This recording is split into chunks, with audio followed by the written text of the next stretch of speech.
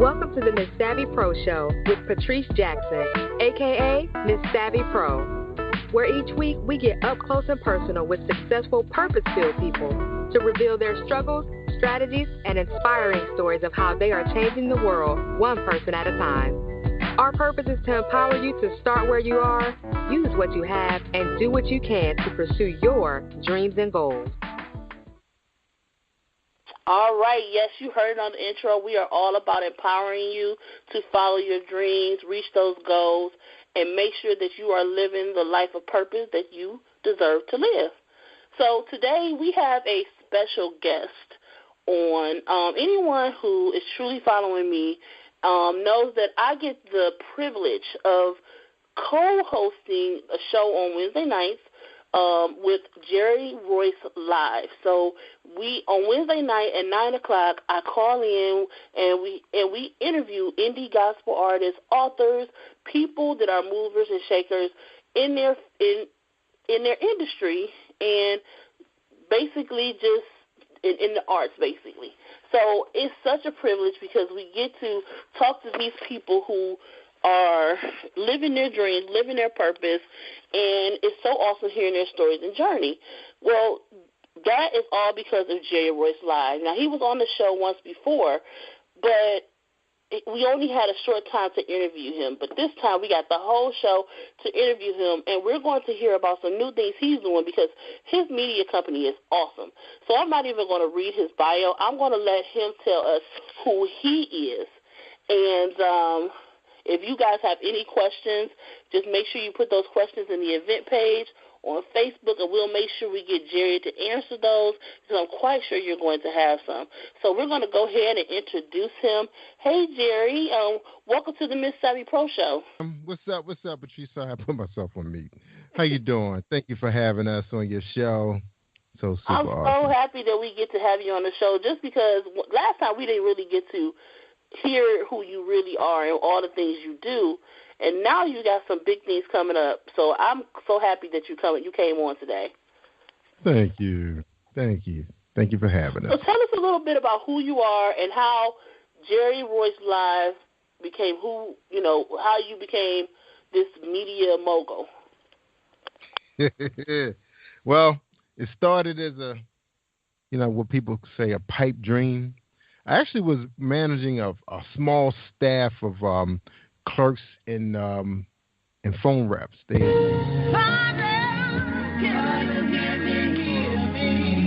didn't hear that, did you? Did that jump in? We heard it, but you guys, when you follow Jerry and you see his studio, you'll see all the awesomeness he has. So you'll see why that just came on. But go ahead, Jerry. Tell us about yourself. Look, I went to my website. I forgot it comes on auto. The music. Anyway, that was the radio station. Okay, back to where I was. I was on a temporary detail as a manager for this unit. They had just merged the phone unit and the clerks together, and it was a little disgruntled. It wasn't a happy move. It was no happy campers involved. And I think it was like a staff of 24 people, and they were bringing in new managers and everything. So it was a big change. A lot of these people have been doing this job for a really, really long time. And they some of the lower grades in the agency, so it wasn't no happiness. So when we came in, a couple of new managers came in. It was a lot of work that had to be done. One, we had to reestablish some rapport, build some morale, and then there was no overtime, there was no awards, no promotions going on. It was a job freeze, so nobody was happy. and basically that's pretty much what all the promotions were. Basically is temporary. So I went in there, and it was my first time managing federal employees. A lot of times these are people who've been doing the same job for a very long time. They kind of set in their ways. They see managers come and go, so it was going to be a challenge. So basically I said I'm just going to be myself. I interviewed a few managers, got their scope on what I should do. They just said, just be yourself, just get to know your people. And one of the things I noticed that, like most managers, when they tell you something, they don't really explain to you what they mean when they say get to know your people. So when I asked them, I said, what do you mean by get to know your people? They said, get to know your people, find out who your workhorses are, the ones that's going to carry the workload, and then find out the ones that ain't going to squat. And then some managers say, oh, you want to find out what issues they're going through in their life so you can be there for them and support them, you know, and then you know which ones you can't count on every day. Basically, that's what they were telling me. So I was like, wow, okay, I'm going to put a spin on it. So basically, I used that to find out what was going on in their lives just so I could be supportive, be there for them. Because I feel like if you know somebody's in your corner, you're gonna go the extra yard yourself to make sure you're at work and you do the best you can and still take care of whatever issues you're going through. You won't bring it to work because you know you have a support system for you. So I want to be the support system. So I had to build loyalty first and confidence. They had to have confidence in me. So what I did, I came up with a newsletter, and the newsletter was called Positive Power. So they were feeling it, you know, the words, you know, and then I basically was just affirmations from Oprah's website and some stuff from Will Smith. You know, he was really out there at the time, and Steve Harvey. And basically I was just using a lot of the stuff from African Americans, and then I love me some Bruce Lee and some Muhammad Ali, using a little bit of that stuff, you know. So basically they were feeling that. And then I started doing little speeches. Because I was part of Toast. I wasn't a member of Toastmaster, but I used to like to compete. I used to like to beat their champions. I was going and kill people, right? So I would invite Toastmaster people to come in and speak, and we have like little breakfast and lunch, and I was put groups together that I felt had the, you know, things in common, and ask them what was their best summer, name a favorite vacation, a favorite job, a best friend. You know, we were just getting to know each other. And they really came together. I mean, they were putting out work like never before. And people was like, they was thinking they was cheating. Then when I got back to my old unit, the manager said, Jerry, you had no overtime. You had no awards to give nobody. You had nothing. How did you get them people to work hard? I said, I just treated them the way I wanted to be treated. Right. I ain't about the newsletter. Because one manager actually was fighting me on the newsletter. My boss, my main boss, was one of my best friends. He said, Jerry, you might have to stop the newsletter. I said, what you mean, man? It's working. He said, man, the front office not feeling it. And they think if you do that, everybody got to have one because the other units say they want one. I ain't a problem. So he said, tell you what, just keep doing what you're doing, but just keep it, you know, tell them just keep it quiet. Tell them don't share it. Because that's what happened. They were sharing it with the other people. So anyway, so long story short, when I left that, one of my buddies, he was an entrepreneur, and he said I really like that concept, you know. So I kept sending to them. They told me don't stop it, so I kept it going, and eventually things started changing. I eventually had to stop it, but I was about to move into podcasting at the time. I was entertaining the idea about podcasting again, and it was like a number of years went by, and then I had a chance to look at what was going on with the digital technology and how the computers and stuff was coming together. And basically, real quick, when I went out there and saw what some of these podcasts was doing on YouTube, how they were building these studios. I mean, they had everything out there. Some of these guys were showing how they were building their studios piece by piece, unboxing mics, and I was like, I want that. So right, because honestly, I get it, because when I look at your studio, I'm like, that's goals. I want that studio, you know. So I could just imagine how you felt when you seen those videos and you were just getting into podcasting. But before you finish telling me about, you know, you getting into podcasting, I wanted to bring up like one point what you said when you were talking about how you were doing a newsletter and you were encouraging and empowering your employees, because a lot of times people, you know, they have this dream, this thing that they want to do, but they feel like, okay, I'm working and I don't have the time, and you know, I'm not exactly sure what I want to do.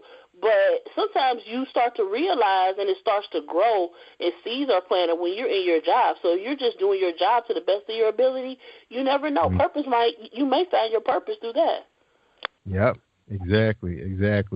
And it was quite a few. It was a lot of talent that was in that group too. They were doing other things that people had. I was finding out so much about these people, and it's funny because sometimes when you're in the meetings with upper management, they talk to people like they children or they idiots. And I say, wow, these people you talking about?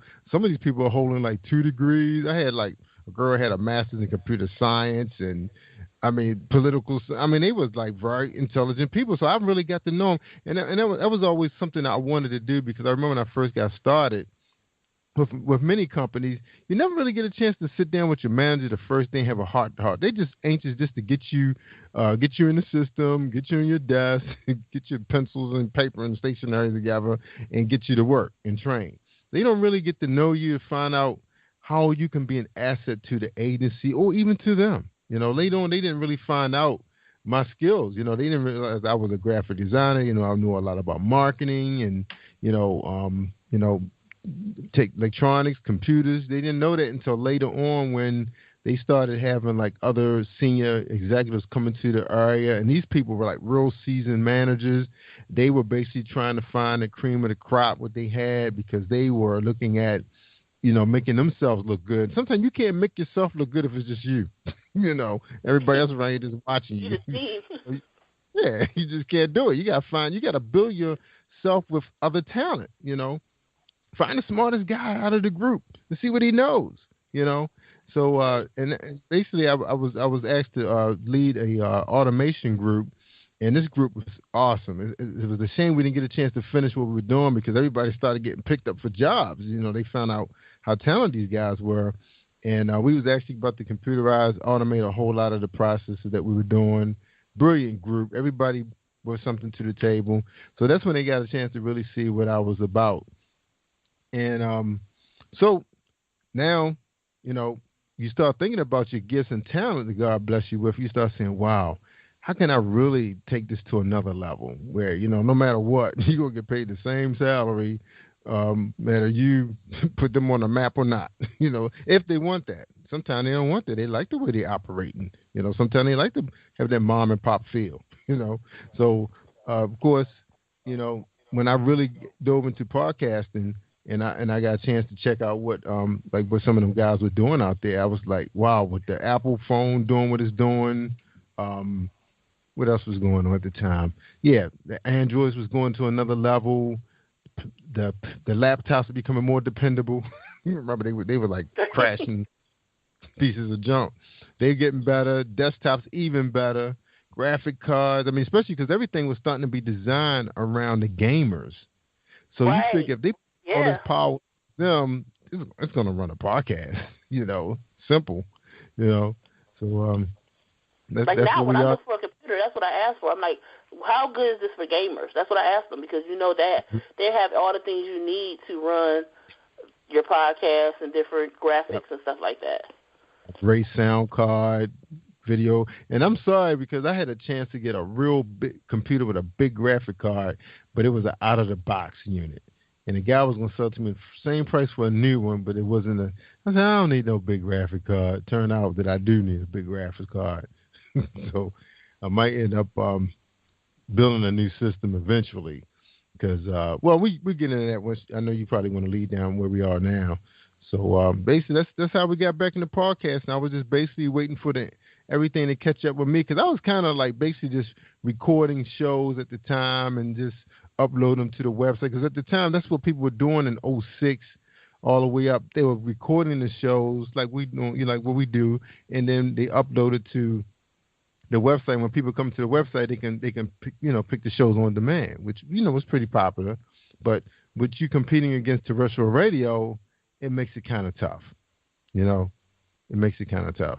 Especially when people that's a good point though, Jerry. Is that it's important to know what you want because you knew what your dream was. You had this vision. You had this vision of what you want your company to be, and so you need to know that and sit down and kind of really meditate on that and figure out what that is because you may want to be, like you said, someone who just want to stay on a mom and pop level for quite some time, and maybe you don't have your podcast or your radio show going up every day live like yours does, but you need to know that. You need to know who you are within the industry and how you want to be represented, right?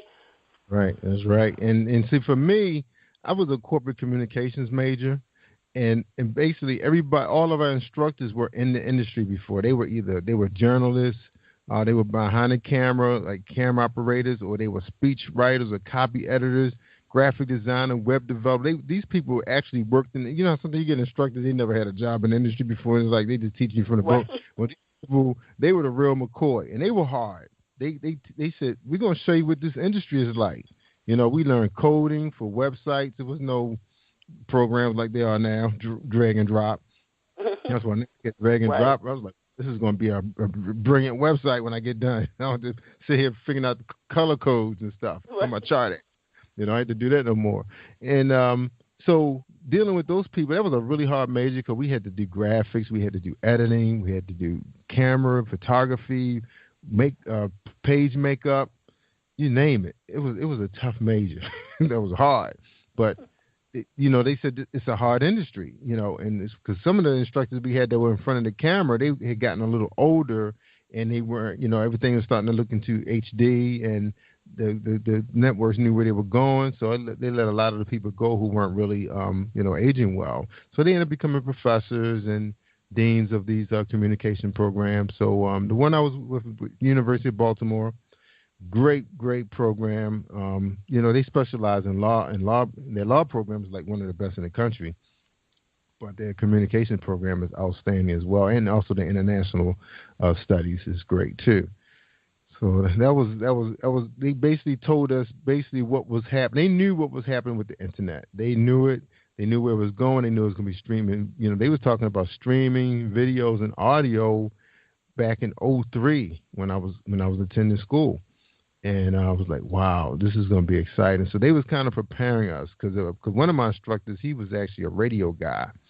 And he said, yeah, man, he said the internet is going to carry a local show all over the world. He said, I don't know exactly how it's going to happen, but looking at what we're looking at now, anybody can find your website.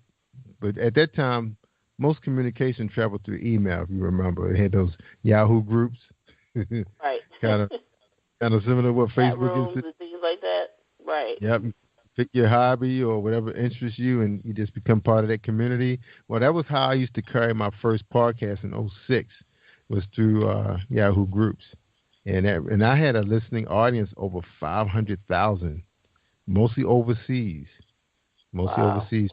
Yeah, because I was entertaining a lot of military people that were authors.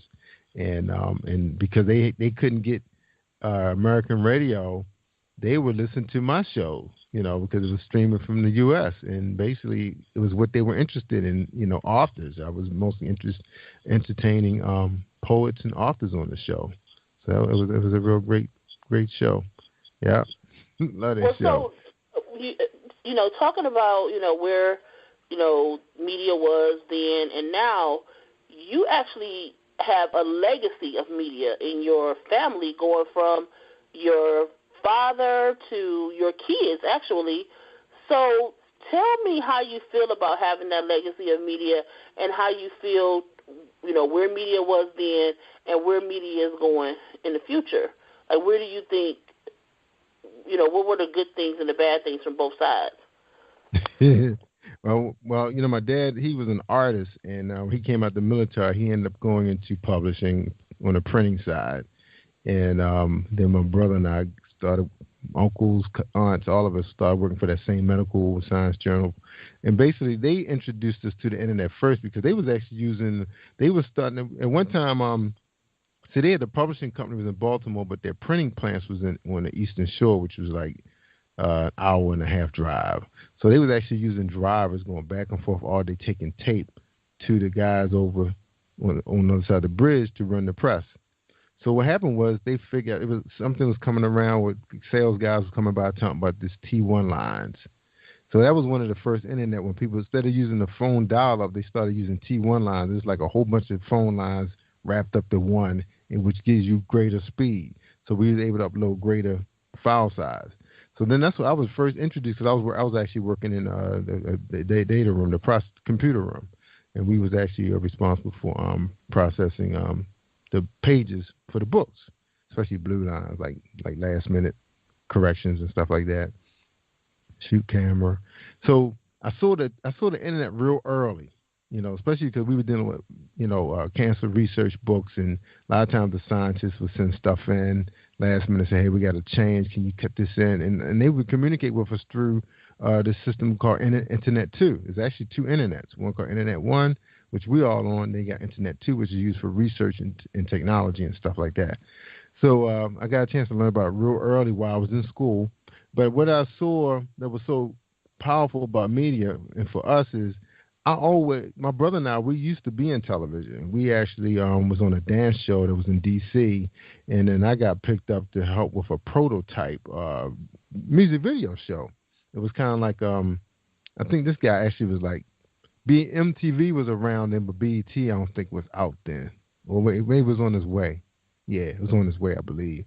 And so when my brother and I got introduced to that, when I left the publishing company, my dad was about ready to retire, so he wanted something to do that was close to what he was already doing, and because he was real community oriented and really involved in the community.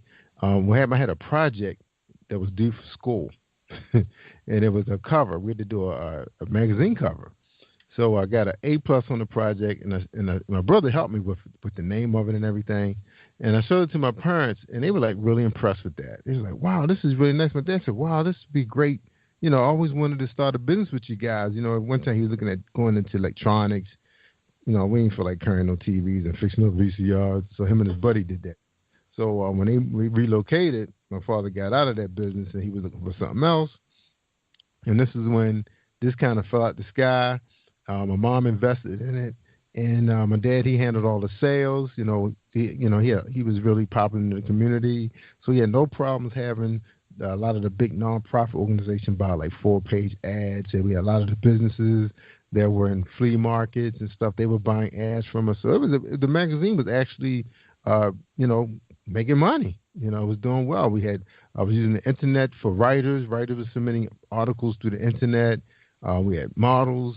Everything was in this. It was basically an entrepreneur magazine, but we featured people who was freelancers working for themselves, and it was basically an empowering magazine. And the name of the magazine was called The Rock News Magazine. So that was our first medium, for us, getting to know people, how to do customer service, how to find out what their needs are. So we learned a lot from that magazine.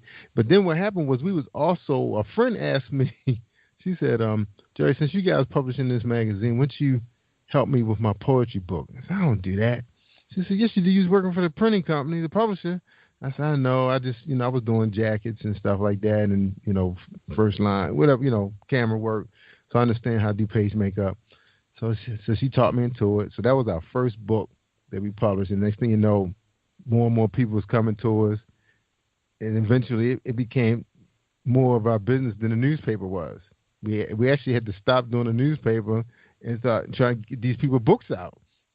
So then, but at the time, I don't know if you remember though, before on demand. Do you remember before on demand printing came along like Amazon and oh yeah, Space? Well, you had to do offset print, which meant you had to do a minimum of 500 books. So that made authors stuck with 500 plus books. So they probably had like a good 100, 200 they can move on their own.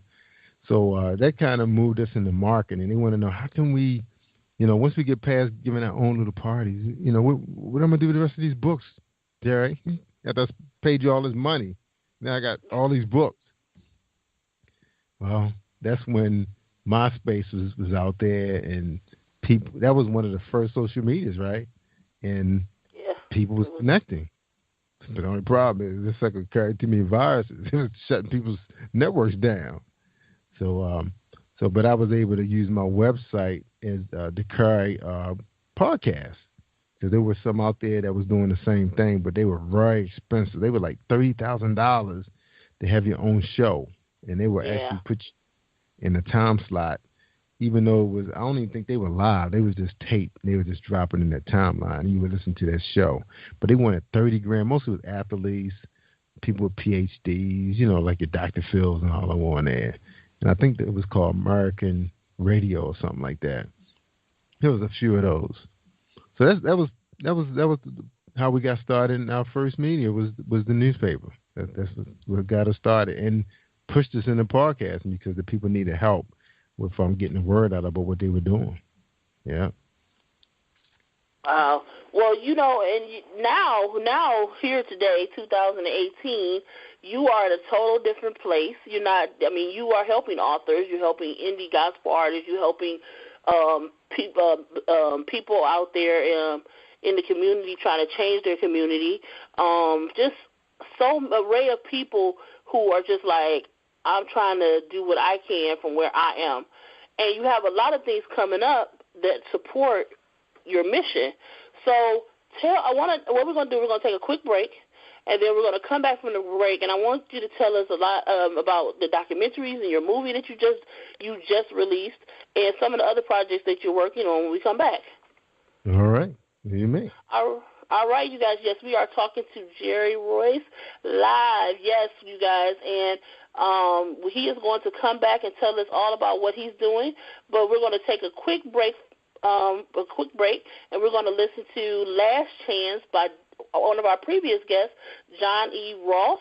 So we'll see you in a minute, you guys, and thank you for listening to the Miss Savvy Pro Show on the I Am a Superwoman Network.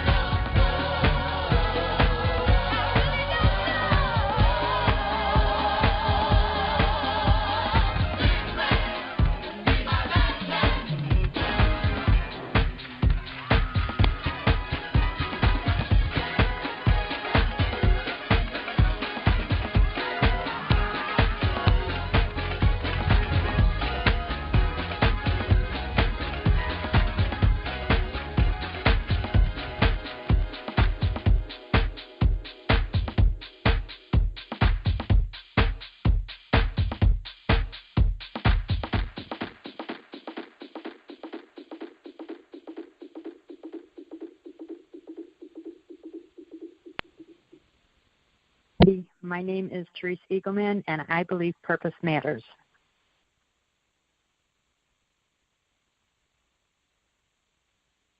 This is Coach Andre of Rhythm and Stroke, LLC.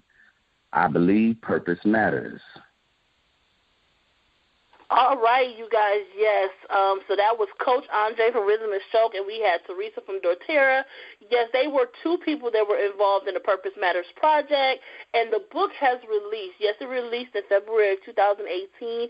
Please go out to yespurposematters.com and go get yours today. There are some great specials over there. The books are going out. People are loving them, so you got to make sure that you get yours today. Don't wait. Don't be the last one to get yours. And if you have any questions, you can always come see me, and I'll make sure that I answer any questions you have about the book or the project, or if you want to be part of any future projects with the Purpose Matters, just let me know. We'll see what we can do. All right, you guys, we're going to go ahead and bring our guest back on. Jerry, are you there? Welcome back to the show. Yes. Thank you. Thank you for having me. So you are actually part of the Purpose Matters project as well. You trusted me with your story. So I'm going to thank you on the show publicly for being part of that project. I do appreciate it. You're welcome. Thank you for having us on there, man. It was so, in 1 month I was published and then I'm producing a movie. Right. So you have been very busy. So you produced a movie and you actually have a lot of things coming up. Tell us about what's going on. What's next for you? All right, what's going on now? We just released a movie, Who I Am, Next Man Up. Was part of the Next Man Up docuseries. It's a spinoff from our podcast that comes on Saturday. It's a all men summit. We have guys come on and we talk about their journey and where they are today in building their community, their families, and in their own lives. Because a lot of these guys were in prison, detention centers, those kind of things, and they talking about how well God has blessed them. So basically, just praising the Lord, giving testimony on the show. Basically, and the same thing with this movie. I actually produced the movie. I started the movie back in 2015, right after the wake of the Freddie Gray trials. And the city was under, well, I wouldn't say under siege, but it was on fire, and there was a lot was going on, and the people was angry and confused what was going on. There was a lot of other things was going on in the country with our men in blue, our brothers of color. So I wanted to do something. So I thought that if at this time President Obama was basically on his way out of the White House, but he had done so many marvelous things, for a good example, a good role model for African-American men. So I wanted to do my share, and I thought this movie would have been a good way to shed light on our accomplishments that we have made in this country. So these guys start out with 3. So the movie's about a little over an hour and 5 minutes, and it's not available on Amazon, but you can get it off our website. It's streaming on another platform called Gumroad. But you can go to PositivePower21.org, and you can rent the videos, good for 72 hours. And I think it's a good video. It's very inspiring to see young men doing so much, So like I said, it's a docuseries. And so, and other things we got going on. My daughter, we're producing a show called MVP, which is Music Vision. We have let me back up. We just started a television network that streams on YouTube 24 hours, but it also runs on Facebook on the weekends called Music Vision Television. And we just started a show for my daughter, which is it's a show that profiles the music videos of these artists. We did like 5 artists, and she just basically introduces the video, and it basically gives them their day, their time, their shine. So, and that's called MVP Music Video Profile. So we are excited about that. We're episode 2 right now. So is that that reminds me, okay, first of all, let's talk about, you have so much going on, Jerry, that you skip it past how phenomenal these things are. So first of all, with the Next Man Up, I love that concept because when there are huge things that are affecting your city, you need to know who your leaders are.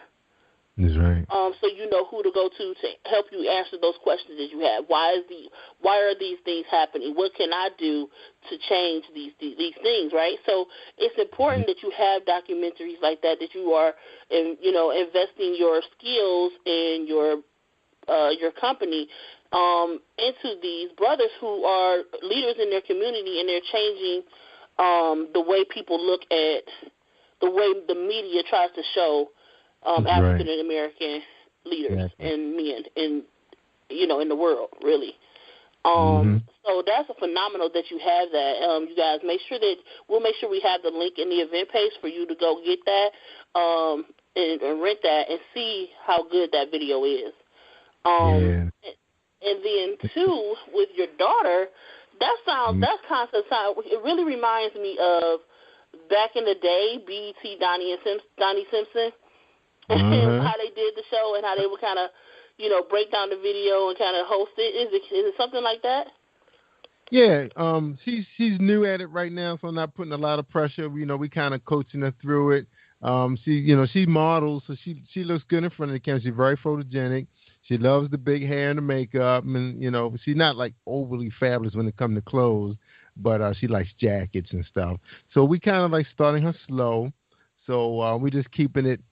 She introducing the video and maybe just a short comment about the video, what the artist said about the video, and I think it's good because people want to, they want to see the videos. Sometimes they don't want you on there yakking. So, but later on maybe, I'll find her co-host.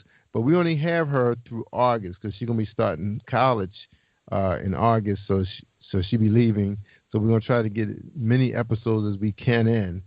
So it's available for artists. Right now we're waiving all the fees, but we are taking donations so they can help with the production and the marketing because we are looking at a great deal of marketing for this for Music Vision Television right now because right now we find that people really love it because it's for the indie artists. I mean, it's television. It's not. Right. You got a lot of radio out here, and who knows, who listening and where it's going. Because that's really great exposure because your brand has expanded across the world and even into different military bases. So you're right. You never know who will be listening. That's right. You never know. And right now, our radio platform, which is on Spreaker Radio on /PositivePower21, is doing really wonderful. That's a 24-hour stream, and it streams really well on mobile devices. A lot of people into Bluetooth right now, so it sounds so good coming through your Bluetooth headphones. I mean, it's like if you got Beats or any type of these really expensive headphones, the music just sounds spectacular. And we have some very talented artists out here. You've seen some of these videos they put in. And things that I think this is going to do, Patrice, and this is my personal feeling, I think it's going to start a video revolution with indie gospel just like it did with R&B and pop. If you remember what happened with BET, they got better. It was no more just the guy sitting in a room or outside singing. They got in the rain. They got very creative because remember, it was just mostly the rock bands that had the videos and the pop groups that was overseas, and they were always in a dark room or a dark club or something. But then, when the hip hop generation came along, they got really creative. They shooting on yachts and helicopters and throwing money in the air. It was like they were really getting really creative. Of course, my favorite is always when Prince is performing with a live band. I always love the live band performance. So that's what I specialize in. So we do shoot film for live concerts, my son and I. That's how we pretty much got our start with live performances in the church. So that's our thing. Stage plays, you name it, red carpet. And, of course, that's what led us to want to do documentary because I felt like that's easy to do. I don't have to worry about changing shots. People realize when you do these movies, every time you see a different scene, that's a whole complete setup. Wow. You never know what's going on. You just see the finished project, and you love it, but you don't appreciate the whole work, all the work that happens behind the scenes. That's right. It's not like reality TV where they follow the people around with cameras. It's like whatever the lighting is what it is. Usually they blow the whole rooms up anyway. But in film, people want to see. They want to see. What was that? So they're real particular about, because I have been on a few sets. I studied studio production in my first 2 years of college. When I got my first degree, I did studio production in cable, and then I started doing like small production with like some of the movies that were coming in town. Like I was on He Said, She Said, with Elizabeth Perkins and Sharon Stone, and Kevin Bacon was there. We worked with them, and then I did some other productions that came in town. I can't remember the name of them right now, but I got and then the dance show. We got a lot of experience working with the dance show.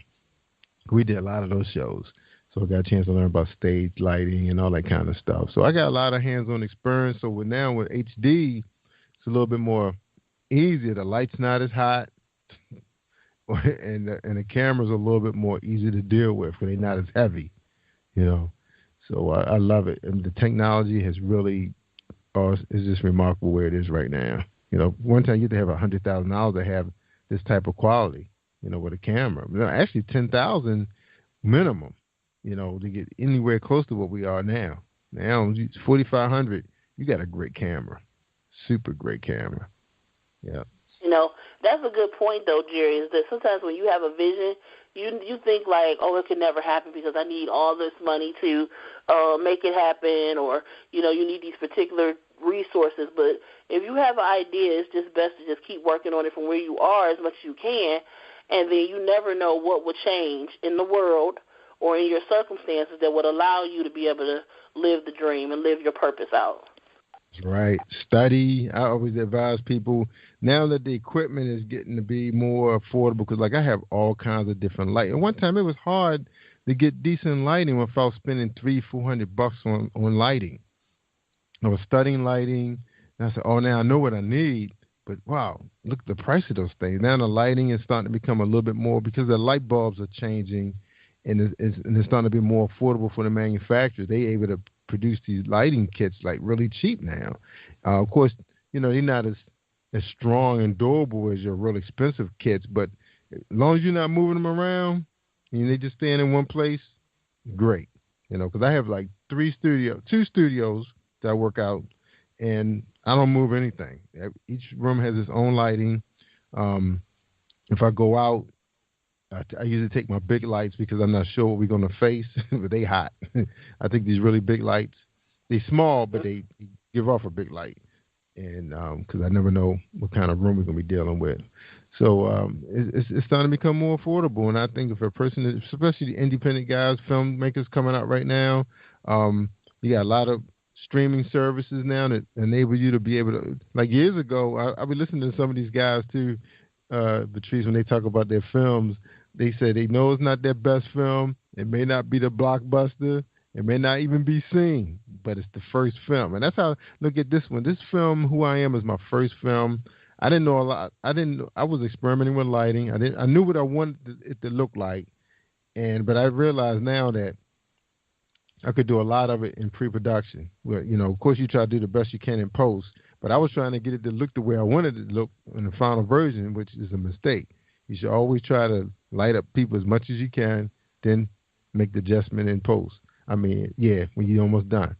So main thing is you can hear the guys, and, it's like I want to give that effect. I wanted to really pay focus on them, the conversations that while they're telling their story.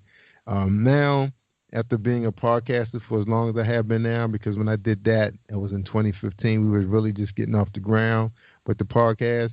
I know how to guide and direct people when it comes to, asking and answering questions. So I know that anything else that I do here on out, I think it's going to be a really awesome project. And I think people are going to really enjoy listening to these people tell their journey. I really do. So yeah, I do.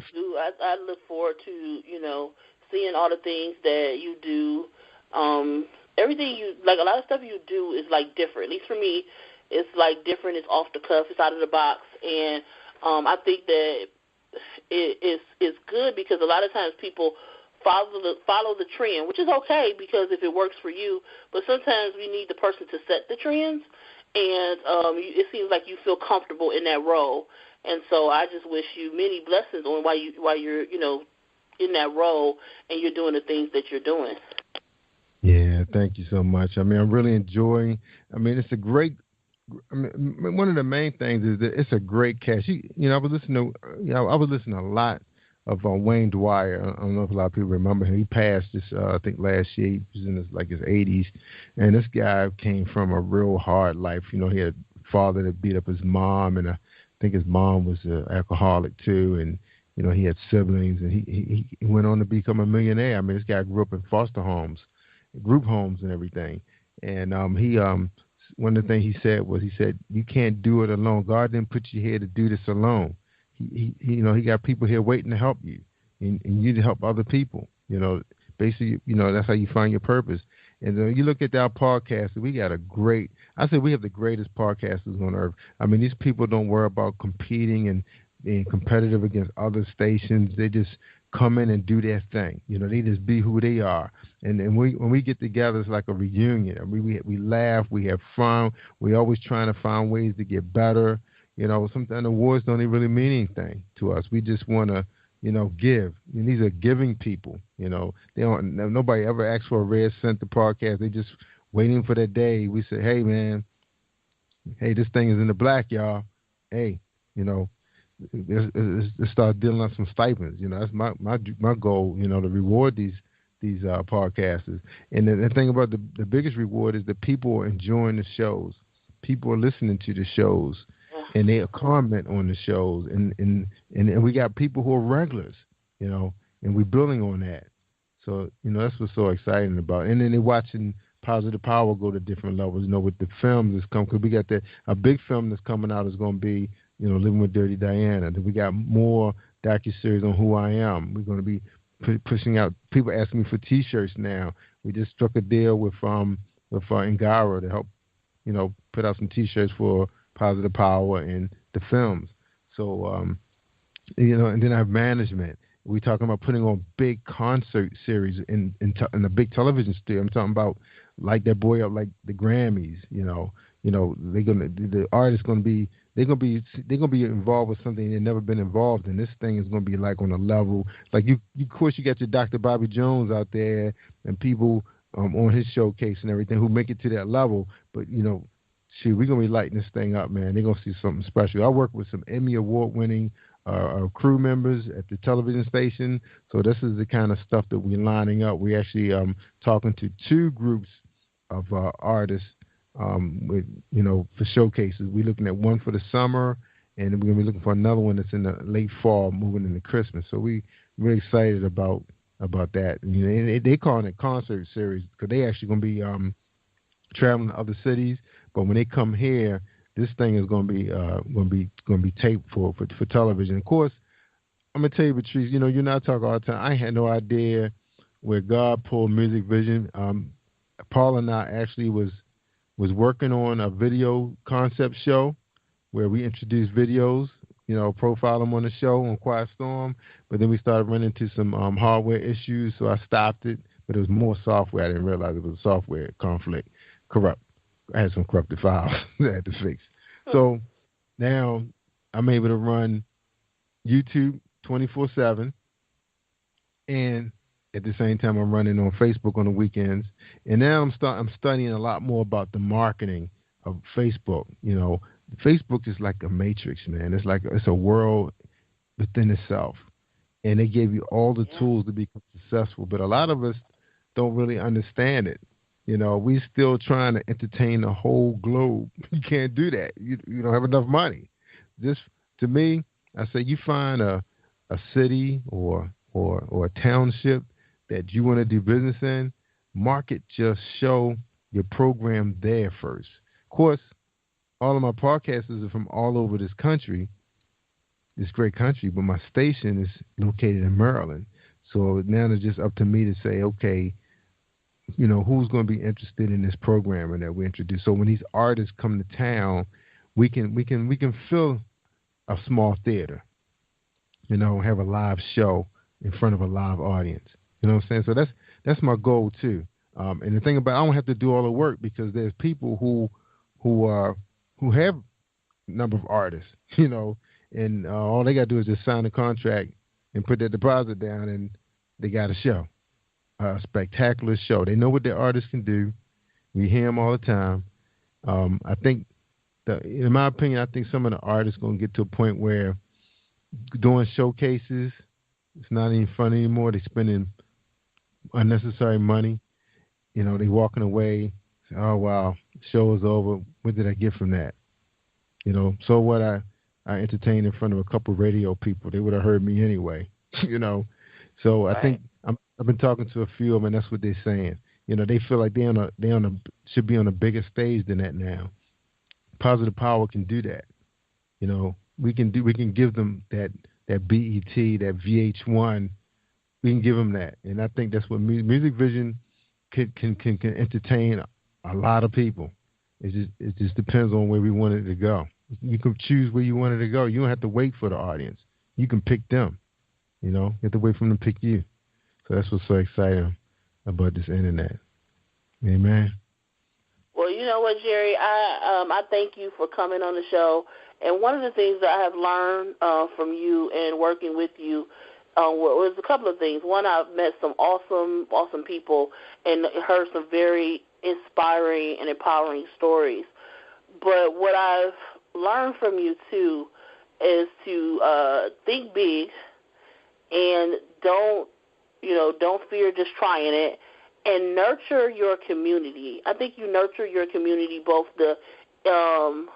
from your indie gospel and media and author community, but also in your Facebook community.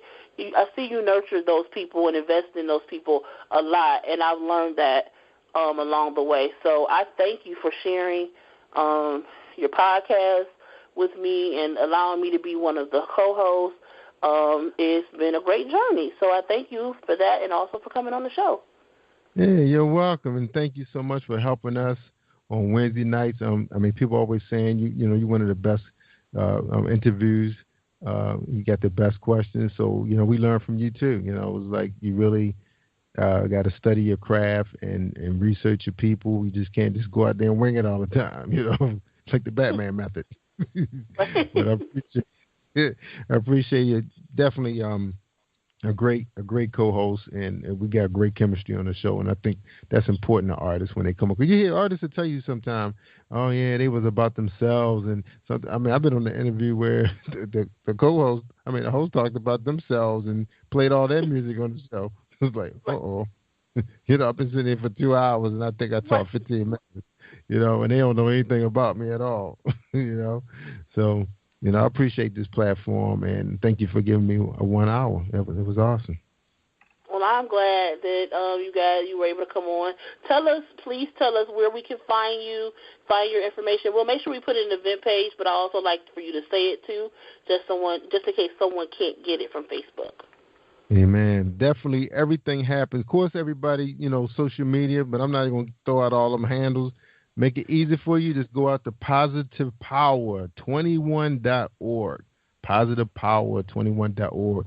The radio's out there, the television out there, and the film is out there. Who I Am. You can rent it for 72 hours. It's yours.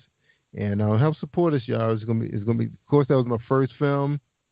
You could talk about it, but it's gonna get even better. That's right. And of course, when it opens up, you're like, wow, look at this movie. I remember somebody saw the intro, they thought that was the movie. I said, hey, the movie, that's the intro. But the content is there, though. The content is there. Like you said, it's your first movie, so the actual quality of it is not that important. That's something you need, you'll learn from on your own. But if the content is there, and I think that the content is there from seeing it, and seeing how those guys are changing their community and how much heart they have for what they're doing. So. Right. Amen. Tell me one thing. I always ask my guests if they can give me one quote or word or scripture that you use to encourage yourself from day to day. Oh, of course, my favorite scripture definitely is Philippians 4:7, but it's long. But the main thing, I guess I read the first verse. It says, always be full of joy in the Lord. I say it again, rejoice and let everyone see that you are unselfish and considerate in all you do. So I try to live by that. You know, I know sometimes Batman can get out of control, and he could be a little flamboyant sometimes. But the main thing is I like helping people. You know, taking you to the next level. Don't be ordinary. Be great. Be great. You heard it, you guys. Don't be ordinary. Be great, but make sure you are doing it not selfishly. So you guys, we are going to go ahead and end the show with Jerry Royce. You guys, this is another great Tuesday. We will see you next Tuesday.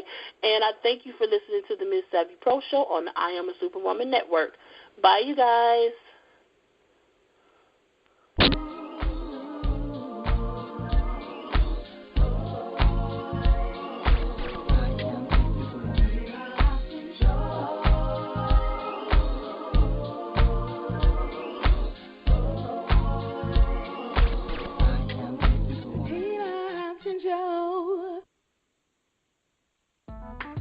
Thanks for listening to the Ms. Savvy Pro Show. And remember, there's always peace in purpose.